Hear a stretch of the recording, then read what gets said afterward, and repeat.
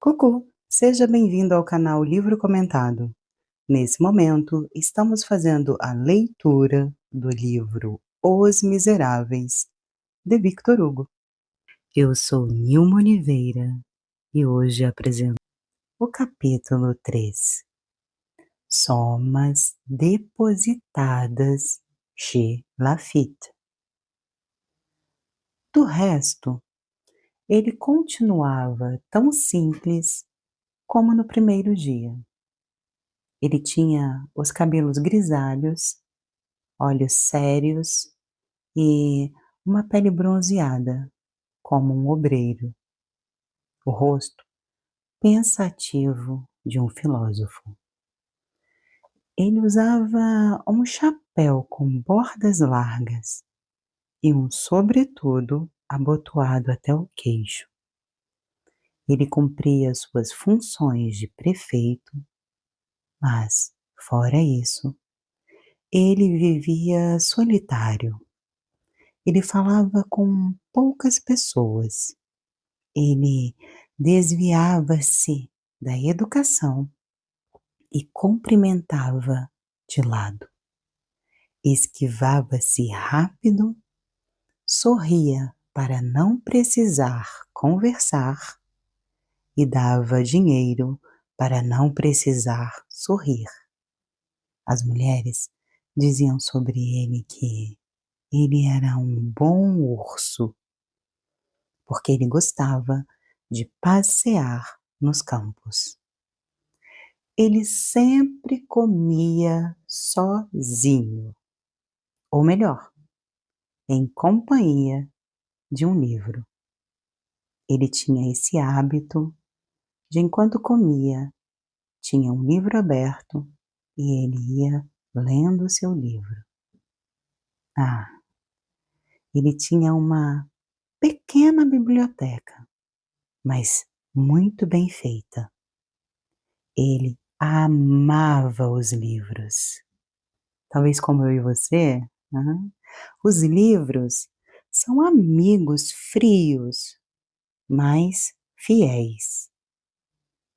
À medida que o lazer chegava com sua fortuna, ele parecia aproveitá-lo para cultivar o seu espírito.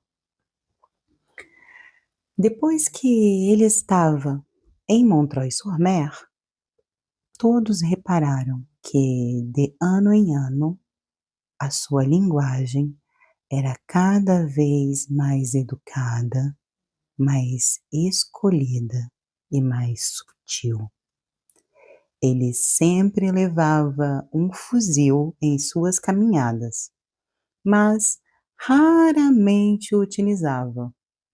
Mas, quando isso acontecia, sua pontaria era tão certeira que fazia medo. Jamais ele matava um animal inofensivo ou atirava em pássaros. Mesmo não sendo mais jovem, ele ainda possuía uma força prodigiosa. Ele estava sempre pronto para oferecer uma mão a quem precisasse, para levantar um cavalo, para empurrar uma charrete que ficou presa na lama, ou mesmo para parar pelos cornos um touro fugido. Ele sempre enchia os seus bolsos com moedas ao sair de casa. E quando voltava, estavam completamente vazios. Quando ele passava pelos vilarejos, as crianças esfarrapadas o cercavam como uma nuvem de moscas, felizes, correndo atrás dele. Creíamos que ele já viveu no campo. Porque, veja bem, ele sabia muitos segredos úteis e os ensinava aos camponeses. Sim! Por exemplo, uma vez Ele os ensinou a acabar com a traça do trigo com uma solução feita com sal de cozinha e espalhada pela madeira e pelas paredes. E ele também os ensinou a caçar os gorgulhos, pendurando nas paredes e no teto a sálvia florida. Ele tinha receitas para extirpar de um campo inteiro o verme da seda, a agrostema, a vícia sátiva e a amaranthus, todas ervas parasitas que comem o trigo. Ele conseguia proteger toda uma criação de coelhos contra os ratos, apenas colocando um porquinho de barbarri entre os coelhos. Os ratos não suportavam o cheiro desses porquinhos.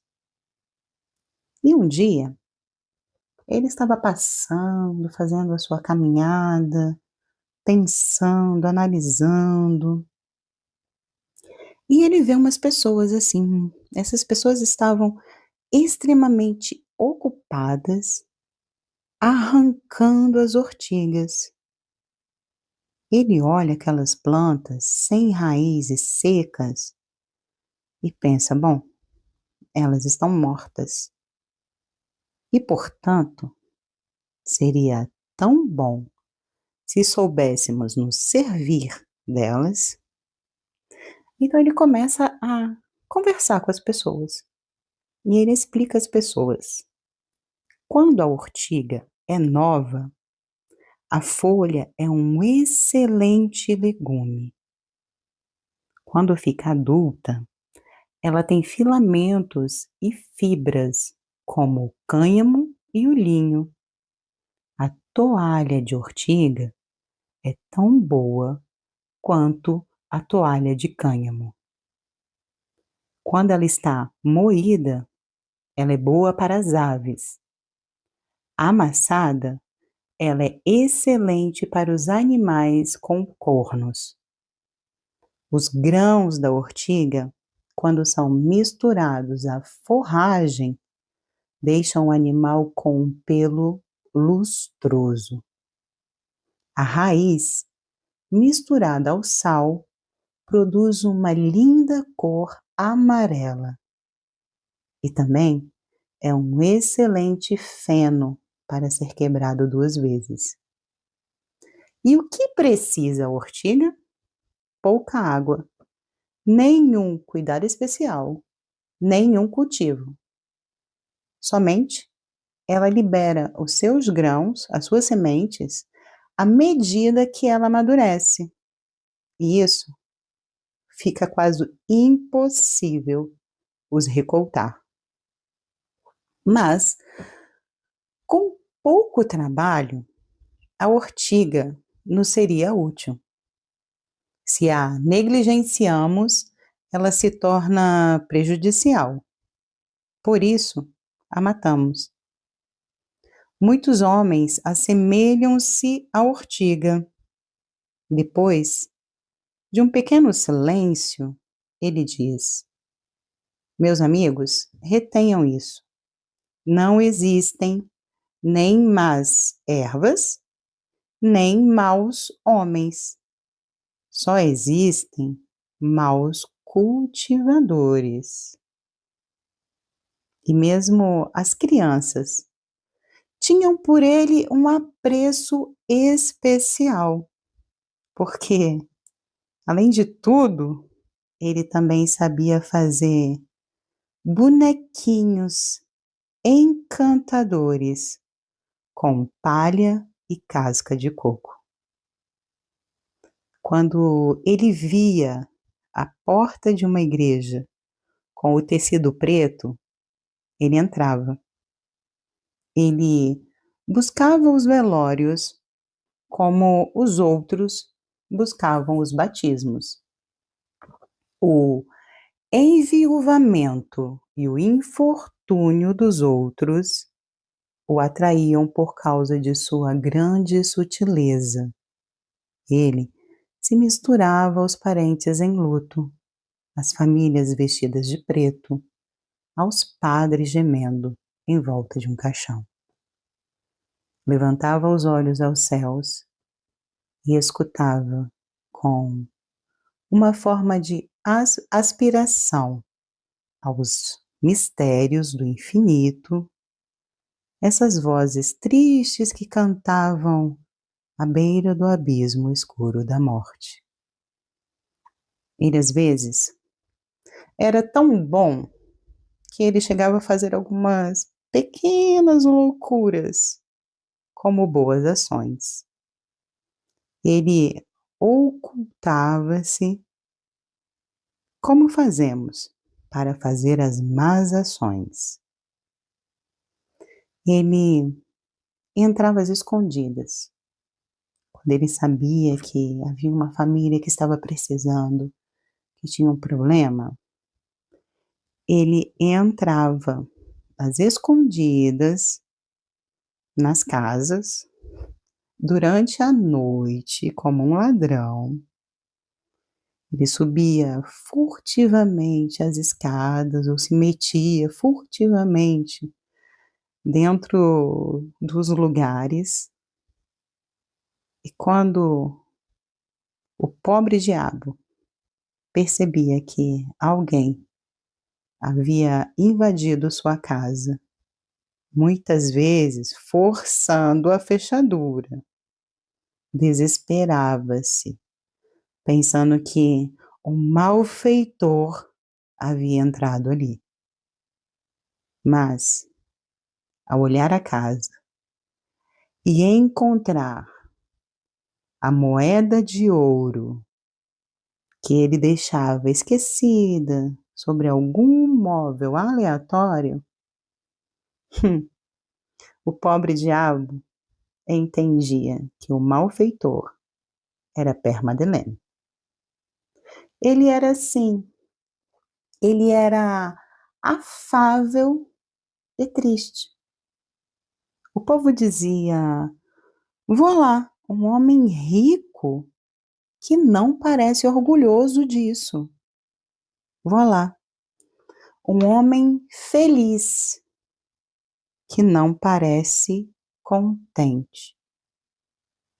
Alguns diziam que ele era uma figura misteriosa e afirmavam que ninguém nunca pôde entrar em seu quarto, que deveria ser, na verdade, uma cela anacoreta mobiliada com ampoletas aladas e decorado com cruzes e crânios.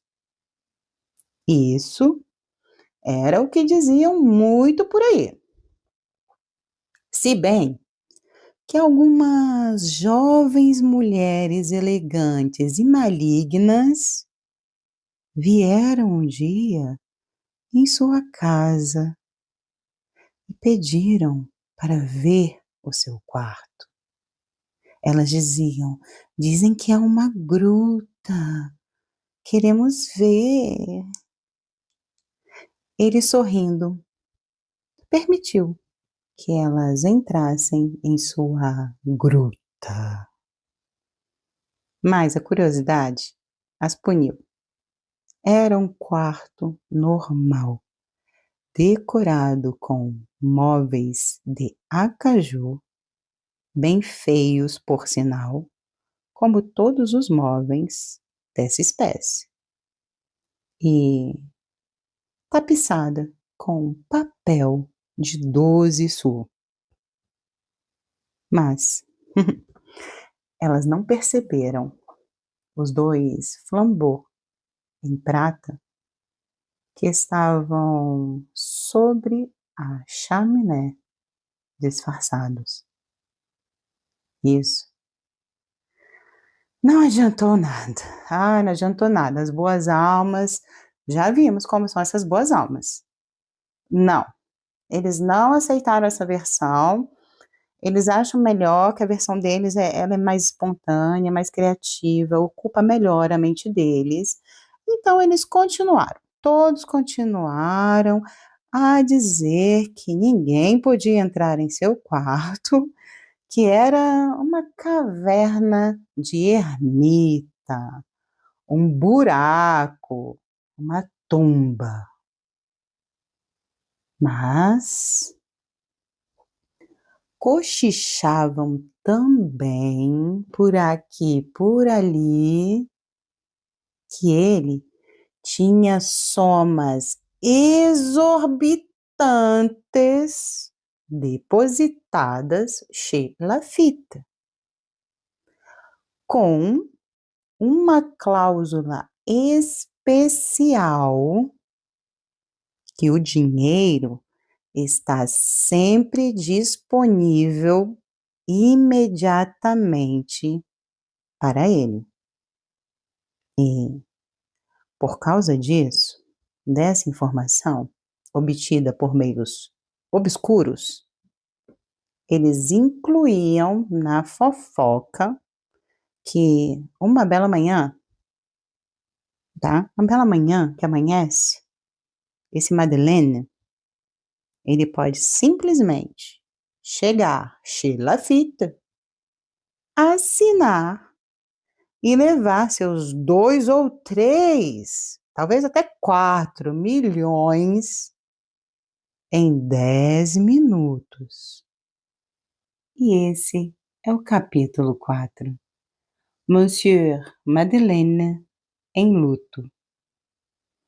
No início de 1821, os jornais anunciaram a morte de Monsieur Myriel, bispo de Digne, conhecido como Monseigneur Bienvenu, falecido em perfume de santidade aos seus 82 anos.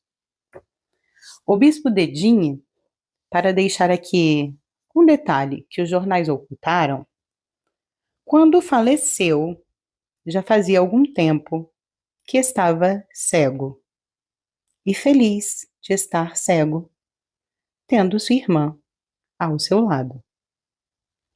Digo de passagem que estar cego é ser amado. De fato, sobre essa terra, onde nada é completo, essa é uma das formas mais estranhas de felicidade. Ter continuamente ao seu lado uma mulher, uma filha, uma irmã, um ser encantador que está ali porque você precisa dela e porque ela não pode te abandonar. Isso é sentir-se indispensável a quem nos é necessária. Poder incessantemente medir a sua afeição pela quantidade de presença que ela nos dá e dizer: visto que ela me consagra todo o seu tempo, é porque eu tenho todo o seu coração. Ver o pensamento ao invés da imagem é constatar a fidelidade de um ser no eclipse do mundo. Perceber o frotamento de um vestido que é como o bater de asas, a escutar, ir e vir, sair e voltar, falar, cantar e saber que somos o centro desses passos, dessas palavras, desse canto. Manifestar a cada minuto sua própria atração. Sentir-se mais forte do que aleijado. Tornar-se, na escuridão e pela escuridão, o astro em volta do qual gravita esse anjo.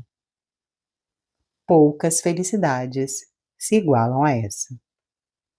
A suprema felicidade da vida é a convicção de que somos amados. Amados por si mesmos, ou melhor, amado apesar de si mesmo. Esta convicção, o cego a possui.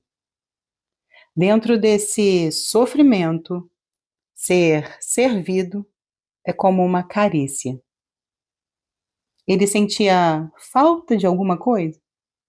Não, porque ao perder a luz, houve amor. E que amor! Um amor inteiramente feito de virtudes. Não existe ponta de cegueira onde existe certeza. A alma, tateando, busca outra alma e a encontra. E esta alma, procurada e aprovada, é uma mulher. Uma mão que te apoia é sua mão. Uma boca que toca a sua testa é sua boca. Você escuta uma respiração pertinho, é a dela. Ter tudo dela, de sua adoração até a sua piedade. Nunca ser abandonado, ter essa doce fragilidade para te socorrer, poder se apoiar nesse rousseau inabalável, tocar com suas mãos a providência e poder assegurar em seus braços. Deus palpável. Que encantador é isso! O coração, essa celeste flor escura, entra em um florescimento misterioso. Não trocaríamos essa sombra nem por toda a claridade do mundo. A alma anjo está aqui e não cessa de estar. Se ela afasta-se, é só para voltar. Ela se desfaz como um sonho e reaparece como realidade. Sentimos o calor aproximar-se. Aí está ela. Nós debordamos de serenidade, alegria e êxtase. Somos um raio no meio da noite. E esses 1000 pequenos cuidados, coisas pequenas, mas que são enormes nesse vazio. Os mais inefáveis sotaques da voz feminina, usados para te embalar e substituir o universo desaparecido. Somos acariciados com sua alma. Não vemos nada, mas nos sentimos adorados. É um paraíso nas trevas e foi desse paraíso que Monseigneur Bienvenu passou ao outro. O anúncio de sua morte saiu no jornal de Montreuil-sur-Mer. Monsieur Madeleine, no dia seguinte, vestia-se de luto. As pessoas da cidade repararam em seu luto. Olhem bem. Mas quem diria? Não, mas estou surpresa, muito surpresa, que as boas almas da cidade repararam em seu luto. E isso os pareceu como um raio de luz sobre as suas origens. Então, eles concluíram que ele tinha algum vínculo com o venerável bispo. Essa fofoca correu os salões, correu a cidade, correu as ruas, correu para todo lado. E isso aprimorou bastante a imagem do Père Madeleine e o conferiu subitamente e imediatamente uma certa consideração na nobreza de Montreuil-sur-Mer. Monsieur Madeleine fazia sua quarentena porque era provavelmente parente do bispo. Madeleine até percebeu o seu avanço na sociedade ao notar que obtinha mais reverências das senhoras e mais sorrisos das jovens. Uma noite, uma reitora desse pequeno grande mundo, curiosa e por direito de antiguidade, arriscou e o perguntou: Senhor prefeito, Ere, sem dúvida nenhuma, primo do bispo Dedinho. Já era primo. Não, senhora, não sou. Mas ela insistiu, que ela queria a fofoca. Mas o senhor está de luto. Não era da família? E ele respondeu: Minha senhora, em minha juventude, eu fui lacaio da família. E encerrou a conversa.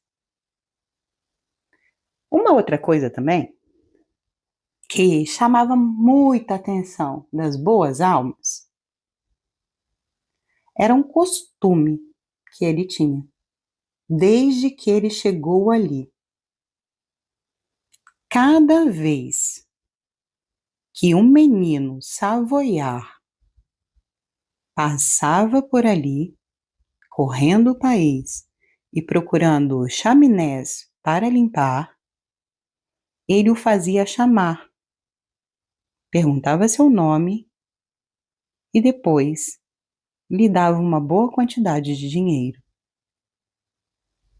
Os meninos respondiam, não entendiam, mas pegavam o dinheiro assim mesmo e depois falavam entre eles. E eram muitos a passarem por ali. E esse é o final do nosso capítulo de hoje. E esse é o capítulo 5. Vagos trovões no horizonte. Pouco a pouco, com o tempo, todas as oposições desapareceram. Houve no início, contra Monsieur Madeleine, uma sorte de lei que enfrentam sempre os que prosperam. Calúnias, difamações, mas não foi mais do que maldade, não foi mais do que malícia. Depois, isso desaparece, eles esquecem. O respeito tornou-se completo, unânime, cordial e chegou um momento, por volta de 1821, que esse nome, Monsieur o Prefeito, era pronunciado em Montreuil-sur-Mer com a mesma pronúncia de que o nome Monseigneur Bienvenu era pronunciado em Digne-les-Bains em 1815. As pessoas vinham de 10 léguas redondas consultar Monsieur Madeleine. Ele resolvia os conflitos, impedia os processos e reconciliava os inimigos. Cada um o pegava como juiz de seu bom direito. Ele parecia ter como alma o livro da lei natural. Foi, foi como um contágio de veneração que, em 6 ou 7 anos, foi passando de pessoa a pessoa até ganhar todo o território. Só um homem, na vila e no arrondissement, se esquivava desse contágio. E não importava o que fazia Madeleine, ele continuava desconfiado, como se uma espécie de instinto incorruptível e imperturbável o inquietasse. Parece que existe em alguns homens um instinto bestial, puro e íntegro, como todo instinto, que cria as antipatias e as simpatias, que separa fatalmente uma natureza da outra natureza, que não hesita, que não se engana, que não se cala e não mente jamais. Claro na escuridão, infalível, imperioso, refratário a todos os conselhos da inteligência e a todos os dissolventes da razão. E quem, não importando como os destinos sejam feitos, adverte secretamente ao homem-cachorro a presença do homem-gato e ao homem-raposa a presença do homem-leão.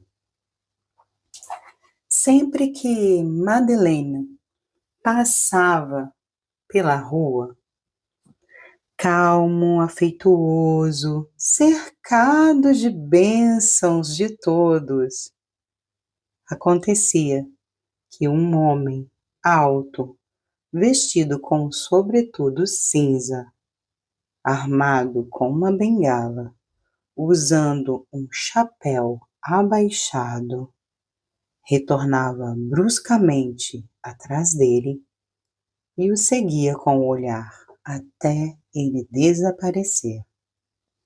Cruzando os braços, ele sacudia a cabeça lentamente, levantando seus lábios em direção ao nariz, fazendo uma careta que poderia se traduzir por: mas quem é esse homem? Tenho certeza que já ouvi em alguma parte. Em todo caso, eu nunca me engano. Essa personagem grave e de uma gravidade quase ameaçadora era um desses que, mesmo entrevisto, preocupam o observador. Ele chama-se Javert e era da polícia. Ele se ocupava de funções peníveis, mas úteis, como um inspetor a Montreuil-sur-Mer. Ele não viu o começo de Madeleine. Javert devia este posto que ocupava e a proteção de Monsieur Chabouillet ao secretário do ministro de Estado, Conde Anglès, prefeito de polícia a Paris. Quando Javert chegou a Montreuil-sur-Mer, a fortuna do grande fabricante já estava feita. E Père Madeleine já era Monseigneur Madeleine. Alguns oficiais de polícia têm uma fisionomia à parte, que é complicada por um ar de baixeza misturada à autoridade. Javert tinha essa fisionomia, menos a baixeza. Em nossa convicção, se as almas fossem visíveis ao olho, veríamos distintamente essa coisa estranha que cada indivíduo da espécie humana corresponde a uma espécie animal da criação. E poderíamos ver essa natureza apenas entrevista pelo pensador, da ostra à águia, do porco ao tigre. Todos os animais estão nos homens. Cada um deles está dentro de um homem e, às vezes, até mais de um por vez. Os animais não são outra coisa que a representação de nossas virtudes e vícios, errantes diante de nossos olhos, os fantasmas visíveis de nossas almas. Deus nos os mostra para fazer-nos refletir. Mas somente como os animais não são apenas sombras, Deus não os fez educados no senso completo da palavra. Ao contrário, nossas almas são realidades e têm um fim que é a ação própria. Deus as deu inteligência, quer dizer, a educação possível. A educação social bem feita pode extrair de uma alma, não importa qual alma, a utilidade que ela contém. Bom, isto dito, que fique bem entendido do ponto de vista restrito da vida terrestre, aparente e sem prejulgamento a questão profunda da personalidade anterior e ulterior dos seres que não são humanos. O eu visível não autoriza de nenhuma forma o pensador a negar o eu latente. Isso dito, passamos ao nosso Javert. Agora, se nós admitimos por um momento que dentro de cada homem há um ser da espécie animal da criação, nos será fácil dizer o que estava dentro do oficial Javert. Os paisanos de Astúrias são convencidos que toda ninhada de lobo tem um cachorro, o qual é morto pela mãe, porque ela sabe que quando ele crescer, devorará os outros pequenos. Dê uma face humana a esse cachorro, filho de uma loba, e será Javert. Javert nasceu em uma prisão, filho de uma cartomante que tinha o marido preso. Crescendo, ele percebeu que estava fora da sociedade e teve medo de entrar. Ele percebeu que a sociedade mantém afastado duas classes de homens, os que a atacam e os que a defendem. Ele tinha essas duas escolhas. Então ele entra na polícia e aos 40 anos era inspetor. Antes de seguirmos, falaremos um pouco sobre a face humana de Javert. Bom, agora nós seremos um pouquinho as boas almas, tá? Vamos lá. Consistia em um nariz camar.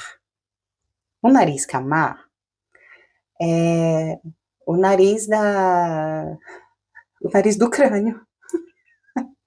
Sabe os desenhos da festa dos mortos? O crânio é aquilo ali, um nariz camar, tá? Com duas profundas narinas em direção das quais subiam suas duas enormes bochechas. Nos sentíamos incomodados ao ver pela primeira vez aquelas duas florestas e essas duas cavernas. Quando Javert sorria, o que era raro e terrível, seus lábios finos se separavam e víamos seus dentes e também as suas gengivas. Fazia em torno de suas narinas uma dobra, como o focinho de uma besta selvagem. Javert sério era um dog. Quando ria, era um tigre. Do resto, ele tinha pouco crânio e um grande maxilar. Os cabelos escondiam seu fronte. Entre os dois olhos, ele tinha uma ruga franzida central permanente como uma estrela de ódio. O olhar era obscuro e ele tinha um ar de comandamento feroz. Este homem era composto de dois sentimentos simples e relativamente bons, mas que ele os fazia quase maus à força de exagerar: o respeito pela autoridade e o ódio pela rebelião. Aos seus olhos, o roubo, o assassinato, a morte, todos os crimes eram formas de rebelião. Ele envelopava de uma espécie de fé cega e profunda todos os que tinham uma função no Estado, do primeiro-ministro ao guarda florestal. Ele cobria de desprezo, de aversão, de desgosto todos os que haviam ultrapassado uma vez o limite legal do mal. Ele era absoluto e não admitia exceções. De um lado ele dizia: o funcionário não erra, o magistrado não comete erros. De outro lado dizia: esses são irremediavelmente perdidos, nada de bom pode se extrair. Ele compartilhava plenamente a opinião desses espíritos extremos que atribuem à lei humana um tal poder de fazer, ou se preferirmos, de constatar os danos e que colocam uma estige embaixo da sociedade. Ele era estoico, sério, austero, sonhador, triste, humilde e altivo, como os fanáticos. Seu olhar era frio e cortante. Toda a sua vida resumia-se em duas palavras: vigiar e observar.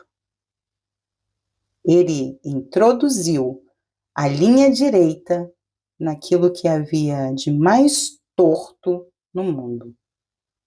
Ele tinha consciência de sua utilidade, a religião de suas funções, e ele era espião quando estava pronto. Infortúnio de quem caía em suas mãos. Ele prendeu seu pai quando tentava fugir da prisão e denunciou sua própria mãe. E o fez com uma tal satisfação interior que parecia virtude, com uma vida de privações, isolamento, abnegação, castidade, jamais, jamais nenhuma distração. Apenas o dever implacável e a polícia, um gueto impiedoso. Javert era um símbolo. Não víamos seu fronte, que desaparecia sob o chapéu. Não víamos seus olhos, que se perdiam entre suas sobrancelhas. Não víamos seu maxilar, porque mergulhava em sua gravata. Não víamos suas mãos, porque estavam sempre dentro das mangas da camisa. Não víamos a bengala, porque ele a escondia em seu sobretudo. Mas, a ocasião chegada, víamos sair dessa sombra como uma emboscada, um fronte anguloso, um olhar feroz, um maxilar ameaçador e um porrete monstruoso. Em seus raros e pouquíssimos momentos de lazer, ele lia, o que fazia com que ele não fosse de todo iletrado. Tem todos os defeitos do mundo, mas gosto de ler. Olha, a importância do livro. Ele não tinha nenhum vício. Mas, quando ele estava contente com ele mesmo, ele se permitia o tabaco. Vamos compreender, sem dificuldade, que Javert era o pesadelo de toda essa classe que a estatística anual do Ministério da Justiça designa como gens sans aveu. Isso quer dizer, são pessoas sem domicílio fixo, criminosos, esse tipo de gente, tá? O nome de Javert era suficiente para os fazer mudar de ideias e de direção. A face de Javert os petrificava. Tal era esse homem formidável. Javert era como um olho fixo em Madeleine.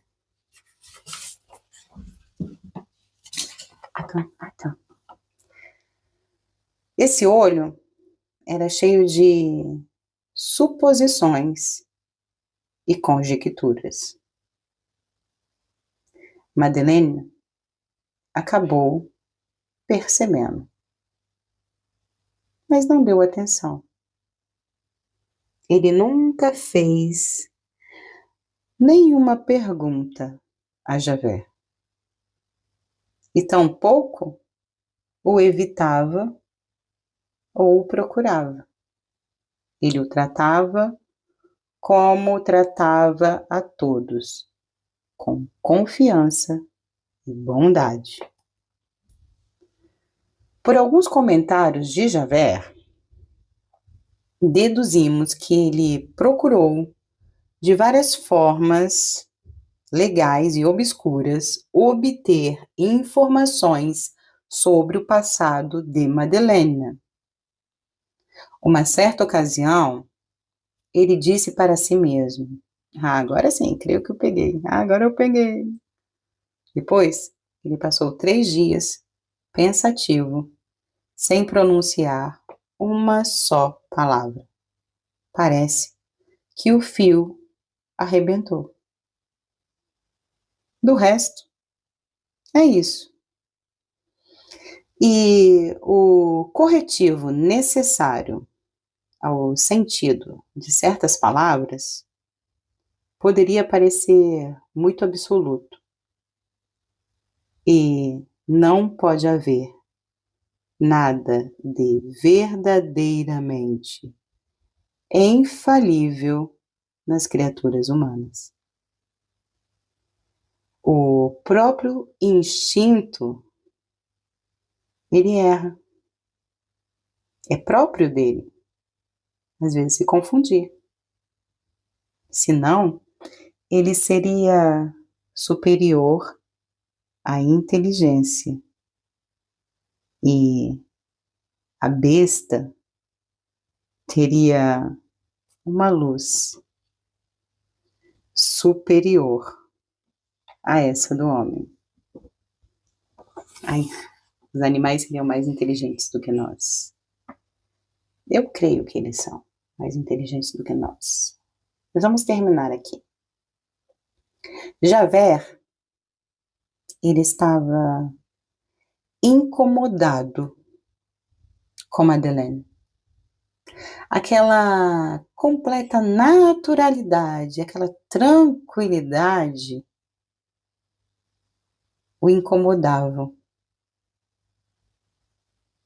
E um dia, portanto, sua estranha maneira de ser pareceu fazer impressão sobre Madeleine. Voici, qual foi a ocasião? Mas eu só vou te contar amanhã.